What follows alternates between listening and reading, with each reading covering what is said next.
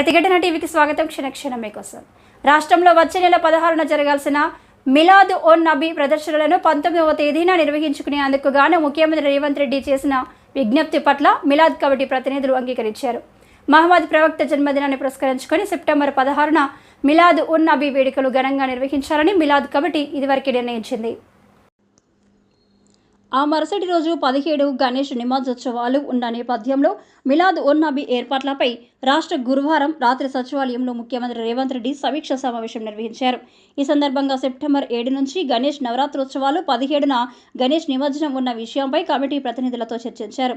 మతపరమైన విభేదాలు తలెత్తకుండా చూసేందుకు, ఏ వర్గానికి కూడా ఇబ్బందులు ఎదురుకాకుండా ఉండేందుకు తేదీలో మార్పు అవసరమని ఆయన అభిప్రాయపడ్డారు.